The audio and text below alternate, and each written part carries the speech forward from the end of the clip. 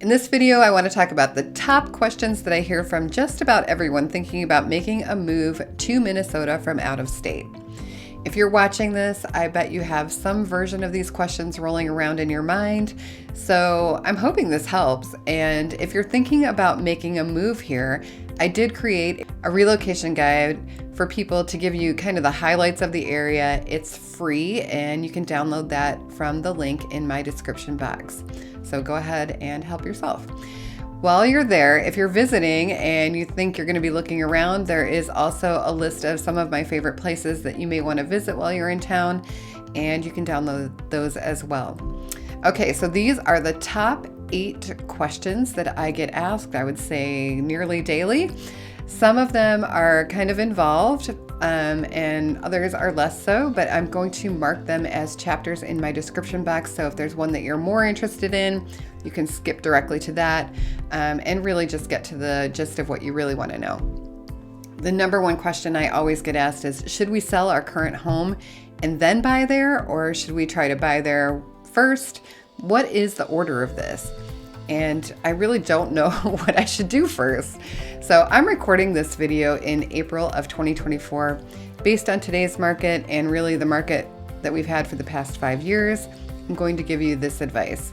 We are in a very competitive real estate market here, and because of this, we are seeing many multiple offer situations and many homes going for more than list price. So the name of the game in order to get a seller to accept your offer is going to be removing as many contingencies or potential bumps from your offer as possible. This is what we like to call a clean offer, and it asks very little of the seller and gives very much in the way of looking attractive. As much as it sucks as a buyer to have to be the one being excessive on the giving side, just remember that those same people that are selling the home to you are likely going to be in your shoes momentarily too. So it's a little bit of you're going to get what you give what you get, whatever. I tell people that they are buying in the same real estate market that they are currently selling in. So that is if they are selling, because many sympathies to you if this is your first time buying a house and you are the only one having to bend over backward and not be the beneficiary of receiving that on the side of a sale. To be more direct, straight to the point, it will not be in your favor to have a contingency that requires your home to sell or close before you're able to be locked into your purchase here. Many sellers are going to look at that contingency and simply, round file it or throw it in the trash can because they know another one's going to come without that risky contingency. After all, you have to think about it from the seller's point of view. They have no concept of what the real estate market is in the area that you're coming from, potentially hundreds or thousands of miles away. And that's really scary to sellers. The other problem with this contingency is that if you find someone that's willing to accept this, the seller will continue to show their home and they can call that contingency on you at any point. Basically, they're able to say, hey, I need you to remove this contingency because if you can't, we're going to go with this other offer that just came in. In essence, it's really not great for you as a buyer either. The only time I think this might be semi-okay is if the house you're selling has made it through inspection and it's basically just waiting to close, and the buyer of your current home has next to no option to wiggle out of this purchase. In this scenario, your home sale has a definite close date and it's as solid as it can possibly be without actually being closed. It's still really better to avoid this if possible. If we do sell our current home first, where in the world are we going to live while we wait for closing or while we search for a home in Minnesota? I do have a nice long list of temporary housing options that I can send to you. People that I have worked with have often had really great success with Airbnb, as well as there's an extended stay Marriott that multiple clients have used and found acceptable for their needs. This has bedrooms, kitchen, that kind of thing, so you don't feel like you're staying in a hotel. Number 3, but I have pets. Isn't it impossible to find a temporary place that's going to accept pets? It is not impossible to find a place that will allow you to stay with your pets. I'm currently working with someone who holds the record for my clients for the number of pets that they are in temporary housing with while they look for a home. They have 7 cats and 2 dogs plus 2 people, and they're in temporary housing for a couple of months actually while jobs settle and we search for a house. So you can probably do this simple math. That's 9 pets and 2 people, and they actually were able to find a welcoming Airbnb in this case. Again, I have had people stay in this extended stay hotel with up to 3 dogs at a time. I've never had anybody try more, but who knows. Other people have moved with many iterations of pet configurations. If this is something that you need, I'll send you my list. Let me know. All right, number 4 is what time of year is best to move, and do people really move to Minnesota in the winter? People moving from the South are often really stunned to find out that life does continue here basically with no changes except to, I would say, the quantity and type of clothing that we wear. People move here in the dead of winter. In some cases, it can actually be to your benefit to move then, because homes in winter don't generally sell quite as quickly as they do at the height of the market, like now. And that can really allow you to take a breath and think for a second. You may even get a lower rate on movers because it's not peak season. All right, so what are the negatives of moving in the winter? Well, the weather does have the potential to be uncomfortable or difficult, but everyone here is really used to that. So I would say it would likely be more of your comfort level at that time that's at question versus people who are helping you move in. There are often fewer homes actually on the market in winter, so you may not have quite as many to choose from then. However, you likely won't be in hand-to-hand combat with other buyers in order to get them either. So pros and cons. Spring has a higher inventory, but things really move then, meaning the multiple offers and the massive number of buyers competing for the inventory that's available at that time. Number 5 is, all right, exactly how do we look for a home from so far away? Because I can't be there looking in person for an extended period of time. So how can I feel confident that I'm seeing what I need to see about a property in order to confidently make an offer? Well, this process can really vary. Different people have different levels of comfort with remote viewing. Oftentimes people will come to visit like well in advance of when they think they may be moving to get the lay of the land, get a feel for what areas are right for them, or they may come when they absolutely know that they are moving and this is the rubber hitting the road because it's an actual house hunting trip. So we go out and look at homes together at that point, perhaps put an offer in, or perhaps we just really spend time learning what appeals so that if the person or couple or family or whatever needs to, they can search completely remotely and they feel confident that I understand what they're looking for in a house and I'm viewing it through their eyes going forward. Oftentimes we do get to the point of 100% remote viewing just because someone either isn't able to be here to look, or maybe because we did try to get a house while they were in town, we were outbid or otherwise not selected. So if you end up looking from afar, my process consists of setting up appointments so I can view the property for you. I walk through the interior and around the exterior of the home, and I film this in high definition. I take my time. I try to narrate what I see or notice. I look at ceilings for water damage. I check floors. I sniff to see if there are odd smells.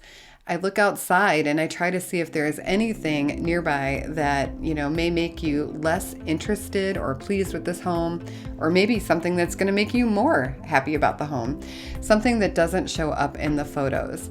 This can be maybe rundown neighbors or a flight path, a busy road, a water treatment plant. Whatever I see, I'm going to tell you about it because I feel that my main job is to give you relevant information that allows you to make the decision as you see fit.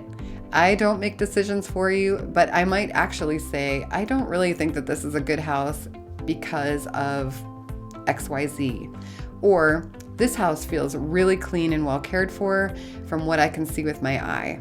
The second part of virtual showings is that I go out beyond the home and I drive around with a GoPro on my car so you can see the neighborhood and anything else that I can think of that may actually be relevant to your decision making.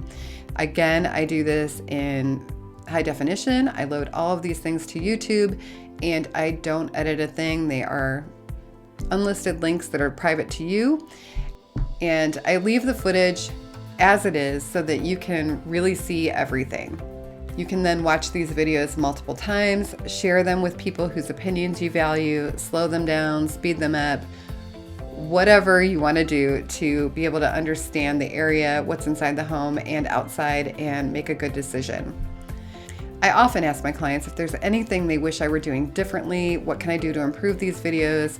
And overwhelmingly, everyone has seemed happy with what they receive in the videos, and they feel like it gives them, a really great foundation for making a good decision. If you offer on a property and it actually gets accepted, you're going to have an inspection, hopefully. During that period, you're going to have the home looked at by a qualified inspector, and I will attend the inspection and go through the report with the inspector in the home. They're so used to me doing this, and I will show you on video with them speaking to me, telling me what they find. And I really think this is a far better process than just getting a written report, because you're going to see the house through the inspector's eyes, listen to them describe what they saw, whether or not this is a, big deal and something to be concerned about or not. The inspectors that I work with are very available by cell phone to discuss the report with you. And they are also available after closing. So if something comes up and you want to talk to that inspector later, they'll take your call and talk to you about it then. All right, Mary, this is all great, but I still have my doubts. Is there any way to safeguard myself on a property that I put an offer on from another state?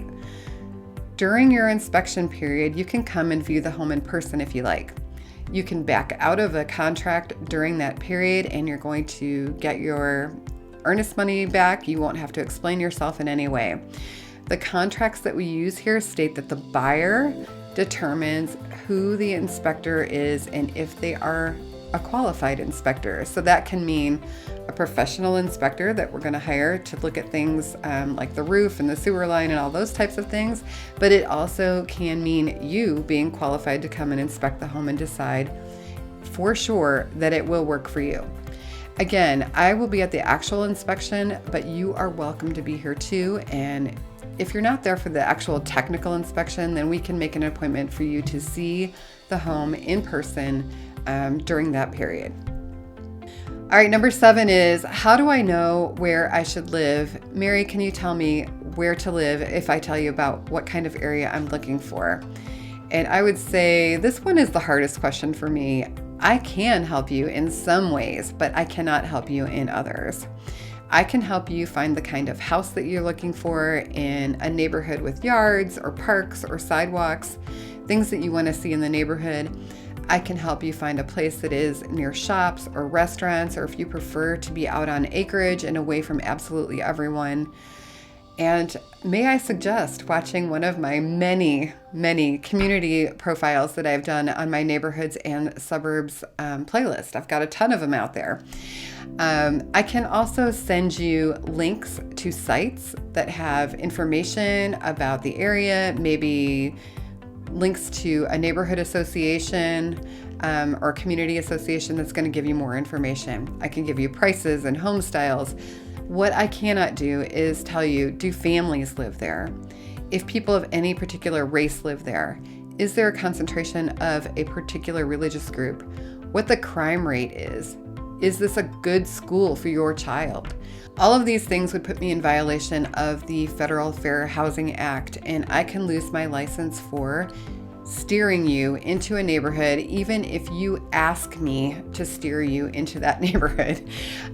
If you need deeper demographic information, I can recommend looking up an area on this U.S. Census website. It's going to give you more information than you probably ever wanted to know, and that is up to you. So you decide where you want to live, and then you tell me that you want to live there, and I will help you find a home in that area. And I do know that this can be overwhelming and, kind of confusing when you don't know where to start. But I will do my best to give you sources of information so that you can feel like you're making a decision that's really good for you and the people that you care about. All right, number 8, what is the process for buying a home in Minnesota and what are the steps involved? I do have a buyer's guide that you can download for free in my description box. It's going to be like right after that relocation guide that's down there. And that outlines the process in a little bit more detail. But I'm going to give you a brief overview here. So the first one that's really important is to get qualified for a loan if you need one. This is really important for several reasons. The first reason is that you really need to know how much you can spend, how much your payments will be, and that you're making a decision that's based on facts. This tells us what kinds of homes we can look at, and it also really tells us like what areas of the city we can look at too. So this is an important parameter for your search, so you're only seeing homes that you can actually purchase. The second reason is that when you find a home and you want to put an offer in, and this actually usually happens really quickly once you start looking, so you need to be prepared, you must have an approval letter included with your offer. Listing agents are going to throw it out if it's not there. It's just automatically declined. Step 2 is that I will set up a search matching what you want to see. You're going to start getting an updated list of homes that are new on the market or have had a price change in your email on the frequency that you choose. It can be daily, weekly, a couple times a week, or immediately. This search can be customized to exclude things that are deal breakers or include things that are must-haves. Things like you want a particular school district, or you must have central air conditioning or a 2-car garage. Step 3 is we're going to go take a look. We're going to set up showings and take a look either in person or virtually. Step 4 is we're going to look at nearby sales and see if they have the house priced appropriately and discuss what your offer will be if you decide that you want to offer. I'll write the contract and everything's going to be signed electronically and then sent to the listing agent, and then we do the really hard part, which is wait. This is really the most painful part. Is my offer going to be accepted? Step 5 is if you get that good news that your offer is inspected, we arrange for inspection and negotiate any fixes that are needed. You'll make your earnest money deposit at this time. And then step 6 is again waiting. This time we're waiting for close, but this gives you time to arrange your move and start heading to Minnesota, and it gives the people that are moving time to do any fixes that are required and get packed up and get out. Number 7 is your final walkthrough. So we go and we look and make sure that the home looks the way you expect it to. Then we go to closing and celebrate the start of your new life here in Minnesota. One more question, and it's a bonus question. I often hear, I'll be working from home. Will this house have high-speed internet? And the answer to this is 99% of the time, yes. But if you want a link to a coverage map, I can send that to you. It details down to the address what the internet options are, and it'll give you a sense of if that's going to work for you or not. Okay, what did I miss? Reach out if you have more questions. I love to talk to people that meet me on YouTube. Thank you so much for watching. Have a great week.